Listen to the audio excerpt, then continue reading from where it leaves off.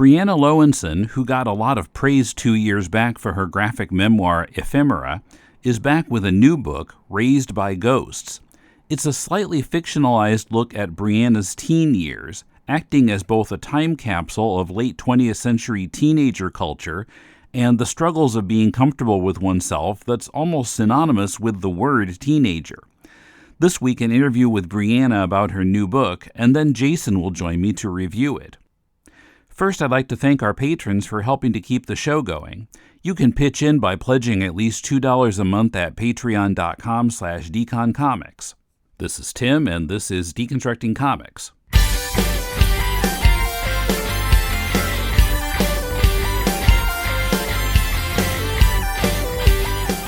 Welcome to Deconstructing Comics. This is Tim in Tokyo, and we'll go straight into the interview.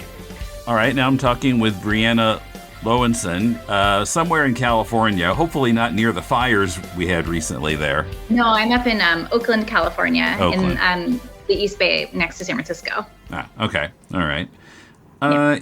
So I always kind of like to start with comics that people read when they were younger and what inspired them. So tell me about some comics that inspired you to make your own. Sure. So I grew up, my pops would read to me at bedtime, but instead of reading kids' books, he would read comic books. So it was really whatever he was interested in. So it might be Calvin and Hobbes, it could be Lynda Barry, or it could be Winsor McCay or George McManus. Did you read those Jigs comics? Or it could be, it's like a comic from the Depression. Okay. Like, it Wow. was all over the place. Or it could be like R. Crumb. Like, it was really like a wild ride of what we were going to read. Yeah, so well, I mean, that's R. Crumb is kind of a tricky thing to read to kids. yeah, my dad was not tripping on that. There was no shame in that house. So we read a lot of dirty comics. So I started out reading comics just at a very young age. And my parents were always just very supportive in that way of comics as a legitimate medium. And then I started really seeking out comics when I was a teenager, because I grew up in Berkeley and Oakland area, and there were a lot of indie comic shops at the time. Sure. And so I loved Julie Douchet and Dan Klaus and Adrian Tomine and Seth, like or Peter Bagg, that sort of stuff. I loved that. That's sort of what got me interested in comics. What did you first read? Me? Wow. So actually the first comic I remember reading is Peanuts. Aww. My dad, I figured this out when I must have been 3 years old. Uh-huh. And my dad brought home a book called You're You, Charlie Brown. And it was, so I think the way that it worked was that they would put out a bigger book of like all the strips from like a year or something, and then they would put out the like Signet paperbacks with like some of those same comics in it. And I had a lot of those later, but You're You, Charlie Brown was one of the bigger books and had like a lot of the 1968 strips in it. Ooh, I think it must have been really current, because I think it must have been late 68 that this book appeared. And I don't know if it was necessarily for me, but I read it and it like disintegrated after a while because of how many times it got read. Your grubby little hands on those nice pages. Yeah, I was rereading those strips in the Fantagraphics book, like, oh wow, it's just like, this is proto Peanuts for me. Like these strips go so far back in my history. Yeah. They're so formative to so many people. Yeah. And then after that, it was some Gold Key comics that were, mostly adaptations of like Saturday morning cartoons and stuff like that. Oh, nice. And I read some Archie, and then got into Marvel like in junior high. Okay. Was never a DC reader. I don't know. I just even though I liked the Batman TV show, I never really got into reading all the Batman comics. Shows are good. Yeah. But I mean, Nice. Batman 66 and 70s Batman comics are not the same thing at all. So Yeah, I don't know anything about superhero comics, and I am often shamed for it. So I weigh in on this. Yeah, because after the show was canceled, then Batman comics got gradually darker and darker after Really that. gritty. I feel like they really just went for the grit. Yeah, I mean, it wasn't even Yeah, Frank Miller yet, but in the 70s, it was more serious not so than silly. Silver Age Batman. Right. So, Raised by Ghosts. Now, this character is named Briana, but how much is she you? How Yeah, it's pretty autobiographical is this? autobiographical. Yeah, it's pretty autobiographical. So it's the character is definitely based on me and my experiences in high school. And the notes in the book are really meant to express like what I was thinking and feeling at that time, but Okay. maybe didn't have the courage to write to anybody. So now I haven't read your previous book, Ephemera, but I gathered that also draws on your childhood quite a bit. Yeah, so Ephemera came out 2 years ago, and that book is totally different. So I really like to experiment with style. Yeah, I could see The from the art samples I saw online that it was much different art style from Raised by Ghosts. Right, yeah. So Ephemera is like a dreamy memoir. It's sort of it's really like solidly about my mom and me as a little kid, and sort of she had mental illnesses and dealing with that. So it's much more of an adult graphic novel in that way. But it's sort of it's about sort of the fog of memory and how you can't quite remember things from your childhood, and it jumps back and forth between like an adult me and a childlike me, but none of it doesn't look like me and my mom. It doesn't look like where I grew up. It's set sort of in like a dreamscape. So it has very few words. So it's pretty different. Okay, so Raised by Ghosts is not really a sequel to that, Yeah. even though it's kind of the same character later, but Yeah, it's sort of like talking about my experience in the world, but in a totally different way, I guess. okay. This book is drawn more realistically, I guess I would say, except there's a dreamy sequence later in the book that I'm still kind of struggling to understand. Was that about Brianna finding comfort in drawing? Yeah. So the book is the structure of the book is like vignettes of life and then these notes, and it's sort of meant to be like the disconnect you feel as a teenager from the world. So the notes are what I'm sort of thinking and feeling, but then you see a scene of what's happening. And so it's sort of like what's happening between the lines. And so like 2/3 of the book pretty much is this sort of like vignette note, kind of like staccato pacing. And then something happens. And in that section, it's sort of this like surreal, like falling into the drawings. And it's sort of meant to sort of like show finding the connection and like putting together parts of your life that might feel disconnected as a teenager, and sort of like figuring out like where you can match your insides and your outsides. Okay.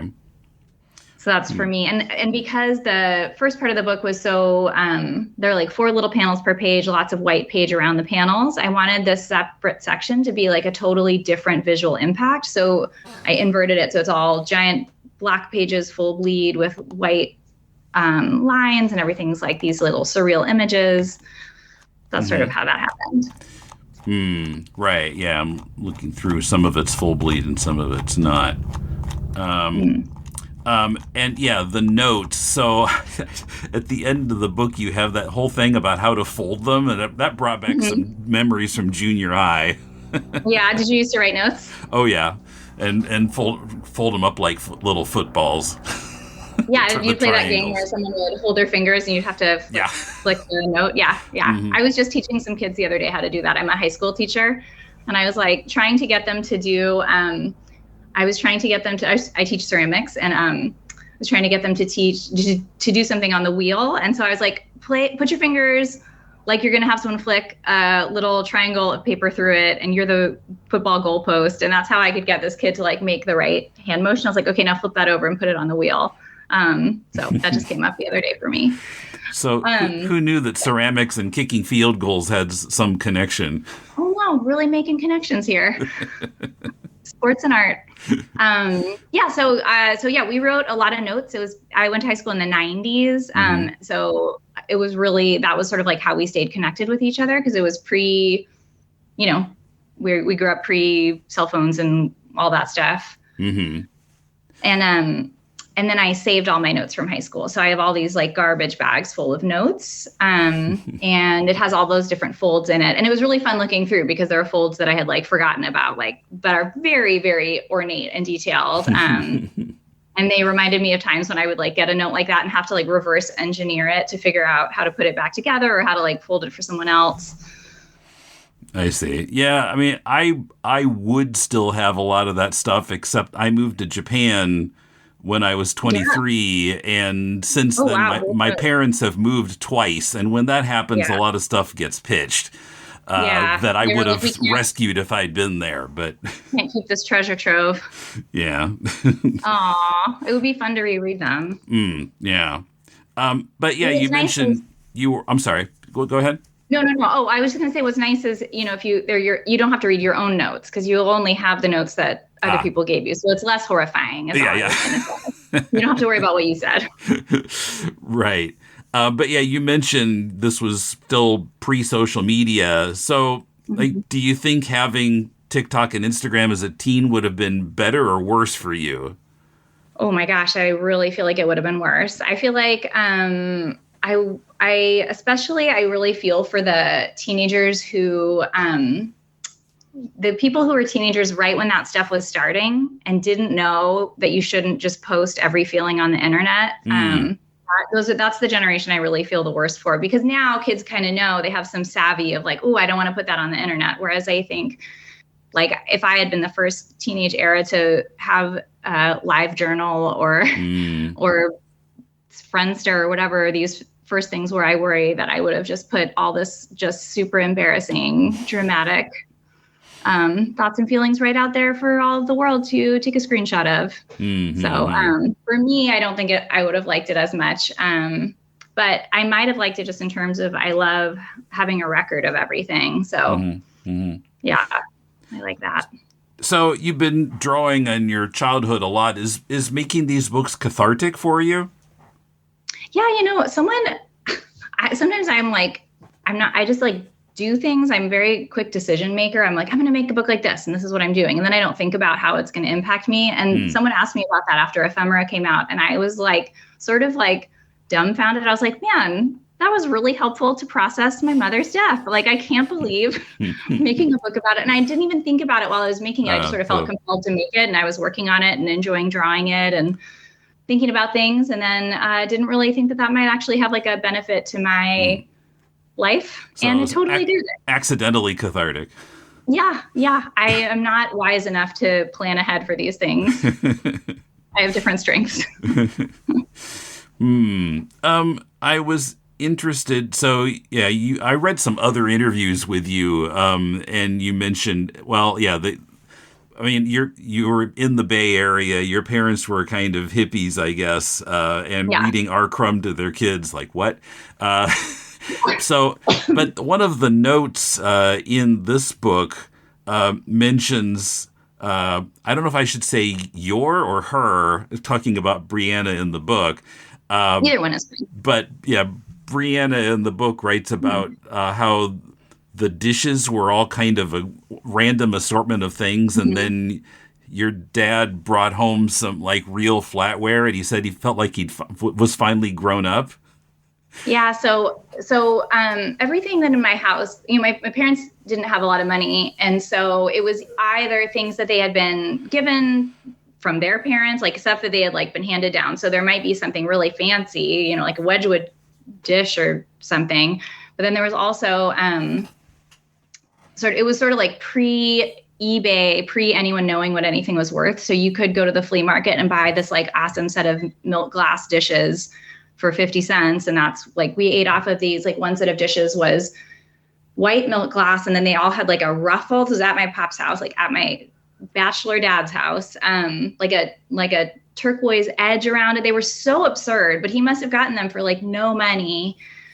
So all our dishes were kind of like bizarre like that. And then, I don't know what we had before. I really, truly can't remember. It must have just been like 3 forks and a spoon or something. And he came home and it was this dented box. I know he got it at the flea market because it was dented. You don't sell that at like a regular department store. You know, you wouldn't have sold a crappy dented box, but it was a set of forks and knives and spoons, and it was metal. It was plastic that looked like metal. So it was like, you know, it wasn't metal. And then the handles were plastic that looked like marble, like blue marble. And it just like, I remember him just sort of like, he just seemed like really kind of proud of himself, but he also seemed kind of like, here I am matching silverware. You know, it was just sort of like this like interplay of, I think he always wanted to be a kid. Like I asked him one time what his favorite Disney movie was. He said the only thing he cared about was in Pinocchio, the like City of Lost Boys or whatever it is, where they all turn into donkeys. And he's like, because they were just smoking and drinking and kids forever and having a good time. And that was sort of like what he wanted, was to just be a bad kid for like his entire life. But he had to, you know, he had these kids and he had to like provide for us and, you know, do his job. And so that's what that silverware story kind of was. Okay. Yeah, because it sounded like he was both like happy at the idea of growing up, but also disappointed. Yeah, like I think he was proud of himself. Like I think he never thought he would have a matching set of silverware that he purchased that like my grandma didn't give him. You know, it was like, look, I got this for my family, for my kids. But also, I don't know, I think a little bit sad that he wasn't living his City of Lost Boys dream life. So why do your parents never appear in the book? A couple reasons. My parents and my sibling don't appear.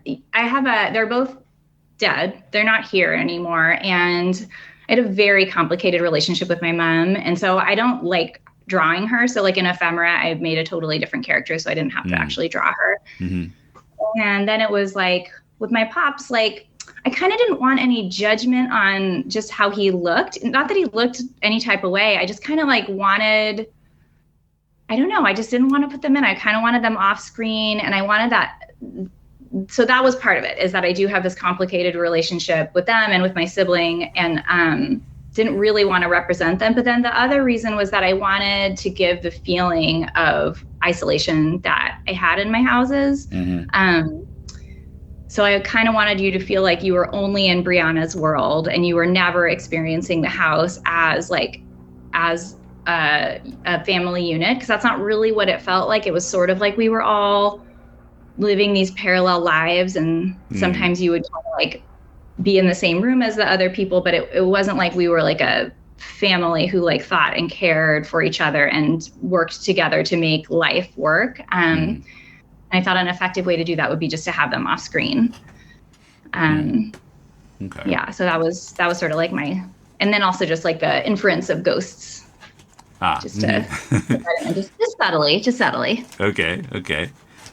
So I always kind of wonder about people who write memoirs deciding what to put in, what to leave out, and if any controversy comes up in the family about what gets in the book, or if the author included or excluded something that they were embarrassed about or found painful, or how has that been for you? I mean, for me, it's easy because no one's around, so I can do whatever I want. So that's kind of off my shoulders. But there's parts that were like I didn't put in some of the more sort of like upsetting things. I was like, I'm not really interested in writing about that stuff. So I kind of kept, especially this book is really meant to be just like a big hug to teenagers, just sort of like, hey, I see you. It's really hard, whether your feelings are founded or unfounded. Like, it's hard to be a teenager. So I wasn't really trying to like get into the nitty gritty of a lot of things. So I really was just trying to like pick little pieces that would like give like what is going to give like a fairly good picture of this vibe that I'm going for. But I also like ambiguity, and I like the reader to have to make some guesses. I don't like to really lay it all out. So that's sort of how I went with this book. With Ephemera, I just left my dad out entirely because it wasn't about him. It was really about my mom. My siblings in it a little bit. But it was really just about my relationship with her. And I felt like with that story, it would have complicated it and needlessly to be like, well, I have a dad, but he doesn't live here. And he, it's sort of like it kind of would have been confusing. So I just pick and choose what the story needs, I guess. Okay.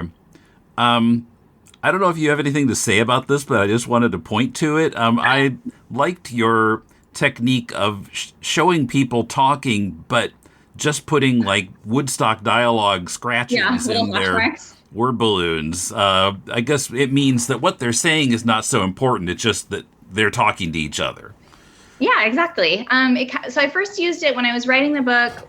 I think the first time, because I wrote the book, I kind of write out of order. I'll make something and then realize I need to put something ahead of it. So I think the first time I used it was when I was like in French class, and I wanted to show that I am not comprehending what this woman is putting down. Like she's saying some stuff, I might get an avec, like there might be one or two words that I'm getting, but really that I'm not listening and I don't really particularly care. But then I used it a couple other times to show in a positive way, like talking with a friend, how excited you are as a teenager, that you like have so many things you want to get out.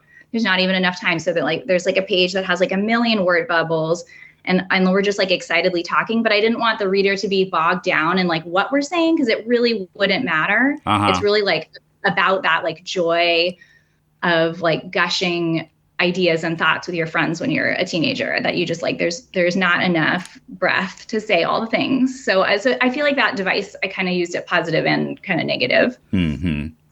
Okay.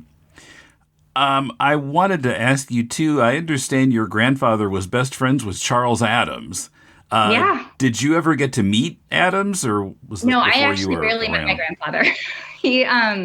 He was also a wild guy. He ran the Museum of the City of New York in the 50s and 60s, some time in there.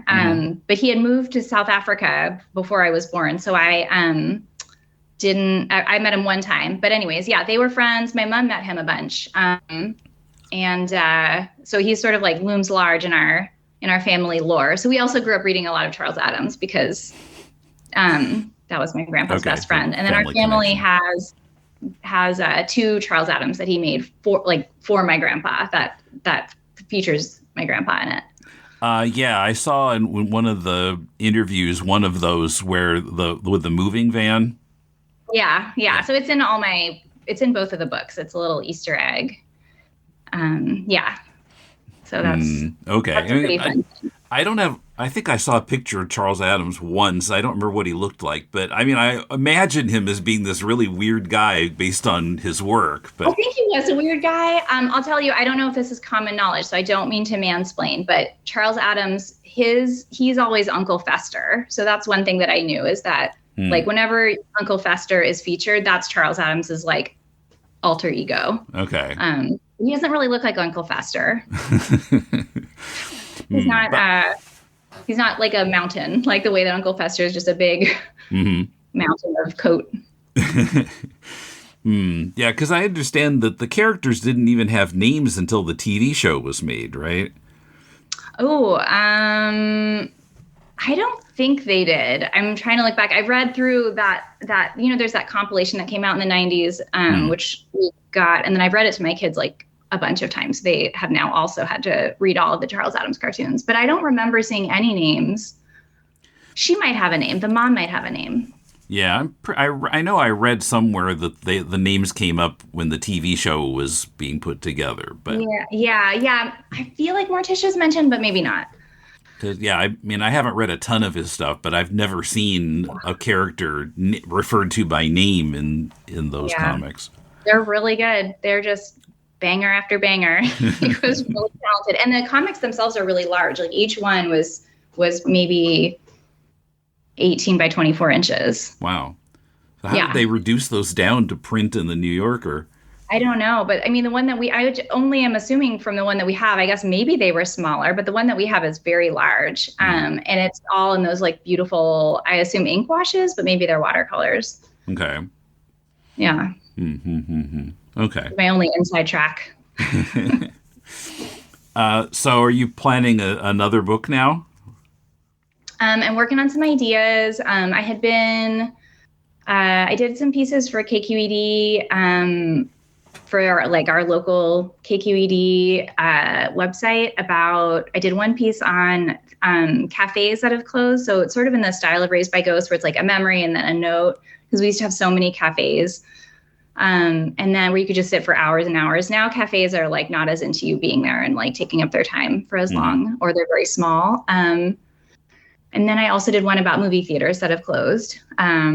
We also used to have like 1 million movie theaters, and we have very few now. And so I'm thinking of turning that into a longer piece. That's one idea. And then I've sort of started sketching my next one, but I've been super busy with this Raised by Ghost stuff right now, so I haven't gotten fully a chance to get into what exactly I'm doing with these new sketches. Book just came out in early February, right? So yeah, it came out like a week and a half ago. Yeah, 2 weeks ago, something like that. Mm-hmm. Yeah, as we're recording this on, Japan time, it's the 17th. I guess it's still the 16th for you. Oh, yeah. Okay. Yeah, I don't know. I've tried writing before, and I can never seem to come up with an idea that I can finish. I keep getting stuck. Like, now what happens? Shrug. Right. Yeah. How far have you gotten? How far have you gotten in a story or a book? Or The most recent one, which has been on and off for the past 25 years, I think I have about 10 or 15 pages. That's a good start.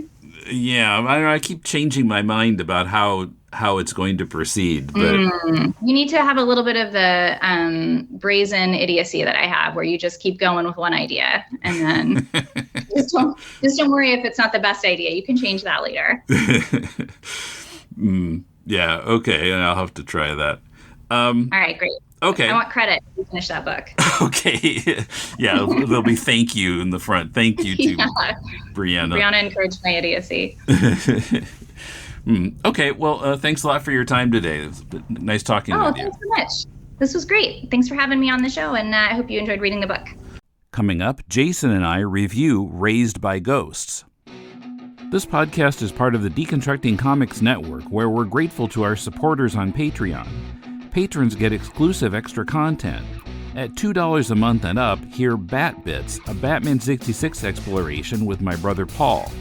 At $4 a month, you also get our new monthly show Silver Age Batman, where I discuss Batman comics from the 50s and 60s with either Paul, Patrick, Emmett, or Kumar, as well as our previous series on Jim Starlin's run on Captain Marvel and the first 50 issues of Amazing Spider-Man by Stan Lee, Steve Ditko, and John Romita. Check it out at patreon.com/deconcomics, and thanks for your support. You can hear the first 2 episodes of Silver Age Batman just by following our Patreon for free, including listening to our hilarious look at the story The Secret of Batman's Utility Belt from Detective Comics 185. Go to patreon.com/deconcomics and click Join for free. Hello, I'm Ken Holtzhauser, and if you're looking for something new in comic books, may I recommend my newest comic, The Quick and the Dad, a love letter to the DC, Marvel, Archie, and Harvey comics of my youth. This comic has everything. It has spaceships, dad jokes, alien invasions, time travel, supervillains, and so many bad puns. Hopefully you'll like it. It's the cutest comic you've never heard of, and it's available today in print and digital from indieplanet.com. That's The Quick and the Dad. Join that other dynamic duo, won't you? Okay, now I'm with Jason. Hi, Jason. Greetings, Tim. In his new house that's making him apparently a less interesting Portlander. But Anyway, according to him. But Dullsville, Portland. That's where I am now. You can find me. Okay, so Raised with Ghosts, what'd you think? I loved it. I absolutely loved it. Also, spoilers, there are no ghosts in this story. But there are missing parents, which I thought was handled really, really well. I loved it. So Briana is probably 5 years younger than me. So a lot of this stuff, I am just a little bit young. A lot of this stuff still applies to me growing up. This sort of like pre-internet age of passing notes and making mixtapes. Like there's a lot about making mixtapes in here, which was its own art form back in the 90s. And it really brought me back to a time that I don't really think about myself too often. I sort of gloss over the awkward years, like I just fully formed as a cool 30-year-old, right?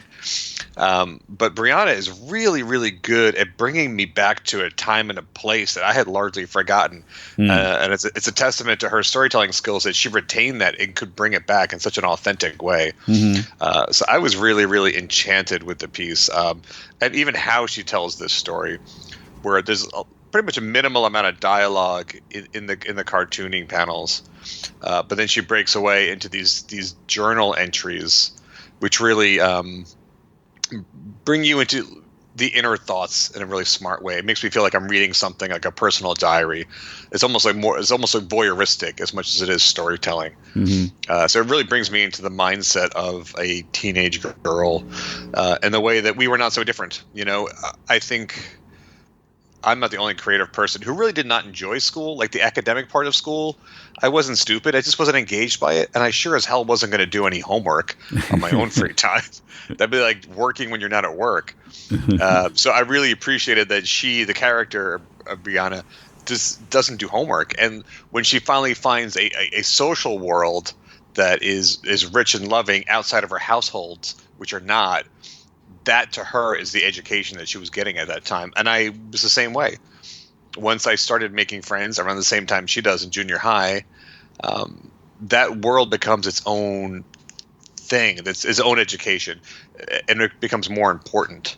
And I did a lot of the same things that she did, like going to shows, saving your money and going to shows, like having just enough money to get into New York City, to get into the Ritz, so I could see Einstein's the Neubauten, and not having like a nickel more, because having to hang out in the city all day long, being like, I have just enough money to get in, see this show, and get out.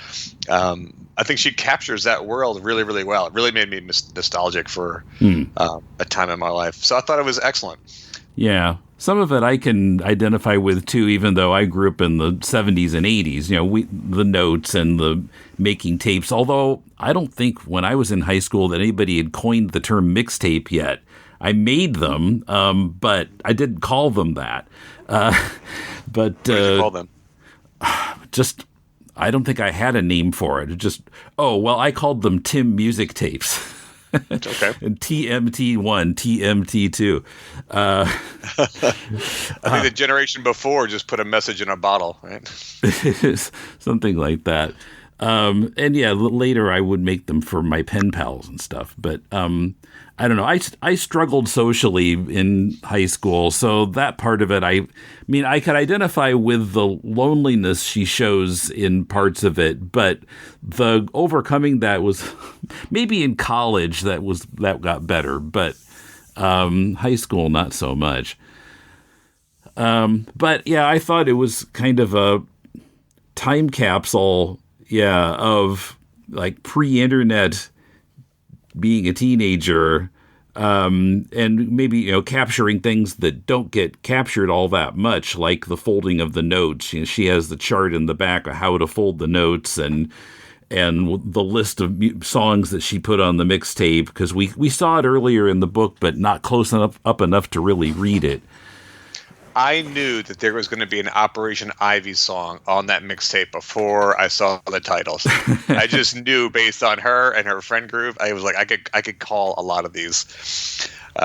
There is this like isolation, like being alone within a crowd, as she's seeing her friends sort of like couple up, and they're watching You're a Good Man, Charlie Brown, next to like some sort of horror film or something. I forget what it was.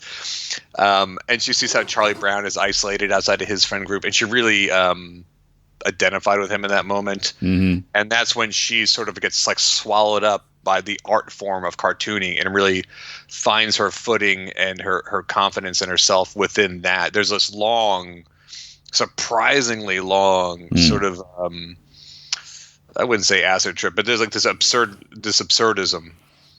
Which she becomes part of the illustration and really finds herself. And I thought that was beautiful, and that was a great way to incorporate the layout of the book into the storytelling, which is something that I don't see done enough, to be frank. I was really happy, enchanted to see that.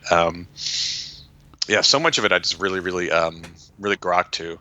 And it was done so authentically that to find out, like, she's in her 40s, like, how is your memory this good? You know what I mean? Like, it really reminds you too, as a teenager, how big your feelings are, like how sincere and just big you are internally, in a way that, like, as we get older, we're just not. I just remember being like, wow, I was just a bundle of chemicals and thoughts, and I would just fill up notebooks with all these feelings and ideas. And as you get older, you're like, no more feelings, no more ideas. I've had enough. Yeah. Oh, I have some really terrible poetry I wrote as a teenager that I never want to read again. Prove it. Go get it. Pause the recording. Go get it. Tim, me too. So I thought Briana just did such a great job of bringing all that to the forefront. Just really bringing me back to a time and place that I just don't remember as well as she did. So, also, I had moved. I did not live in the East Bay at this time, but she's also, as a child, going to places that I had gone to as an adult, like the Amoeba record store that she's at, some of the Goodwills. So I thought that was interesting. We've done 2 Bay Area books in a row. Oh yeah, yeah. Because Hugh was also, his story was also based in the Bay Area. Right. But, in spite of it being a time capsule, I thought it was interesting that it's also, I think, applicable to teenagers now. I mean, I'm sure that they have some of the same feelings, even if technology has kind of changed a lot of things from when we were that age. But I think it's applicable to anyone, adults remembering being teenagers as well as teenage readers. I think surreal is a better word for that sequence I was talking about before. Yeah. It takes a big chunk. It's surreal and done really well. And there's this running motif of when she's uncomfortable, we see her feet. Most of this comic is like it's got a squatter sort of ratio, closer to like manga size. So a lot of the pages have these 4 panels on them. And often the top panel is a landscape panel that's just bisected with a gutter in the middle. Like it's one continuous illustration. There's just some really smart cartooning going on here, and she throws in these splash pages at just the right moments, and just the loneliness of being a teenager. She's got a bad relationship with her parents, but she's also not indicting them in any way. Like she's really empathetic to them, and we never see them, but we get these we hear about them in the handwritten parts, but we never see them on panel. And I think obviously that's the ghosts of the story, raised by ghosts, as her parents were not there, and she was raised by her peer group and by comics, which I think a lot of people like us can relate to. Yeah. You mentioned her feet. Yeah, there's one panel, I think it's when she's talking with her teacher about getting scolded for not doing her homework, and her feet with kind of the toes pointed inward. It just kind of shows you exactly how she's feeling. She does that a couple times. It shows up more than once, which I loved. There's another technique that she uses. Both when she goes to her mother's house and her father's house, it looks like the same exact house. And I don't know if that's intentional. I had to go back and be like, wait, that's kind of a neat trick. Actually, like everything in the adult world is more or less the same. But she comes onto the feet when she's sneaking into her mom's house. We go on the feet. She's really self-aware in these moments that they won't last forever. Like there's these really serene illustrations of her and her friends just with their headphones on, lying in the grass, just being there in that moment, knowing that it's not going to last forever. I thought that was really beautiful. And I can't tell you the last time I would talk to somebody on the phone and fell asleep, but I did that a lot as a teenager. And there's a scene where that happens, and I was like, wow, we just don't do that anymore. Yeah, landline phone. Landline phones, or just calling anyone in general. We just don't do that. She also does a good job of just being like, we spend a lot of time waiting. She talks about just waiting for people to show up. Like someone's going to come over. Like you're just sitting on the porch waiting for someone, or like you're looking for your friends and you can't find them. Right. Yeah, and you can't send text messages because it's the 90s. Yeah, I remember you would spend all night looking for a friend. I will also tell you, yeah, I'm flipping through this on page 92. There's another thing with the feet that comes back to that a lot. I love it. I was so glad that nothing really terrible happens to her in this book also as I was reading it. Well, yeah, you kind of expect there's going to be some tragedy, but yeah, there isn't. No, it's just life. It's just a really nice slice of life and puts you in the time and place of a very specific character in a very specific world. And it's done really, really well. And she talks later about her love of paper and how paper and pencil are going to get her through the world. And then retroactively, I'm looking at this going, there's paper texture all over this. Behind the illustrations, there is a paper texture there. So the whole time, it's like the medium is the message, and it's been there the whole time. To tell the truth, I was a little disoriented the first time I read this. I was kind of like, well, there wasn't a tragedy, and not much really happened. Like, and I just kind of put it away for a while, and then I was reminded of it, and okay, well, maybe we can do something with this. I kind of got into it more the second time I read it, but I wasn't sure what to make of it the first time. What? Because you know what you're getting into the first time. Right, yeah. I just think it's just a great love letter to cartooning and being a creative engine. Yeah, I think it starts on page 115. This surreal kind of dreamy thing, yeah. Yeah, I just love that. I just think it's really it's a lot of page real estate to show someone falling in love with the craft of cartooning, and then after that she's no longer lonely or alone in a crowd. And I would love to show this sequence to my students. I think it's just really inspiring, but I won't, because I respect that this is a review only copy. Right. Well, I think the relax book publishers. I think the book is out by now, so you could make your students buy it. Yeah, it's going on Tumblr tonight.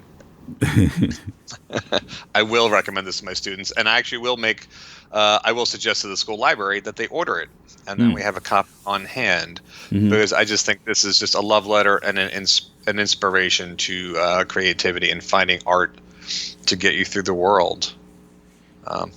I was really quite taken with it. I think her illustration style is really personable. Yeah, the art style is really, it's interesting because it's looking at, haven't actually read the previous book, but the art style is quite different. And I think this one is kind of warmer and, kind of softer. I'm not quite not quite finding the right word, but it's you can get comfortable with it. Yeah. It just reminded me, at times there was such magic in being a teenager and finding your passions and finding your people. And I think as I got older, those feelings just got dulled because I became dull. So this was just a nice time capsule. And nothing dramatic happens, but it's just life and living in that moment. I think that moment is captured so well that I'm glad it doesn't have any big dramatic swings. You care for her. Within a couple of pages, you care for her and you're protective of her, and you're like, please, nothing bad happened to this person. But these little moments, like where their friends put their arms around her or they hold hands as they go to class, that's just huge, because we don't do that anymore. We're really, I wouldn't say touch phobic, but we just don't go around touching people as adults. We're very aware of each other's space. So this friendship, this intimacy, this world that she's tapped into outside of the parental world. It just really brings you back to these magical moments that we just don't have enough of anymore. Yeah, I understood the idea that we never see her parents. We hear them from off panel, and they're mentioned in the written up parts, but her siblings are so absent that I was surprised at references like she has siblings. I was a little confused in places like, we hardly get the impression that they're even there. The brother does. Yeah, the brother has like a Nine Inch Nails poster on his door and he talks through the door, but he never opens it. But that's typical of older brothers, right? Like they don't want to have a little sister around.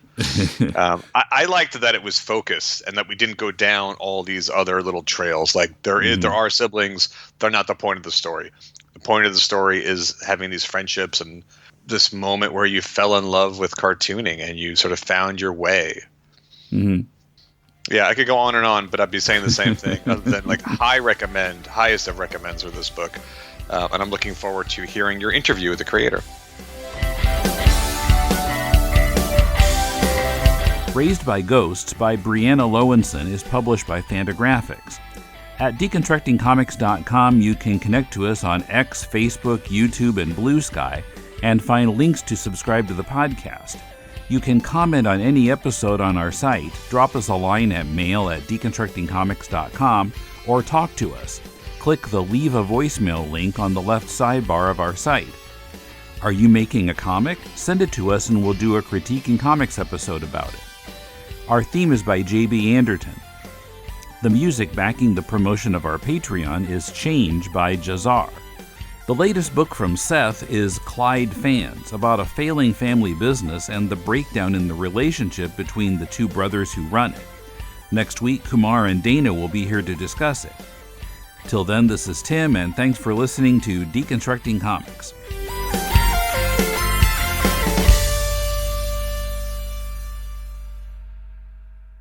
All right. Well, then, if we're just going to start repeating ourselves, then let's stop. Yeah, I'm out of compliments. Okay.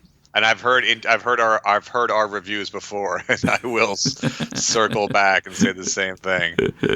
Technique wise, there's nothing here to criticize. No, I just think it's masterfully done. Yeah. So. Okay. Good job. And we didn't maul her last name, Loewinsohn. Loewinsohn, I think she said. Yeah, I want to pronounce it in German, Loewinsohn. So that OE would be an O with an umlaut over it. Did you send me the interview for this? Is that what I that did? was? Yes. Oh, I assumed that you were sending me the interview that you did with Hugh. Oh, no.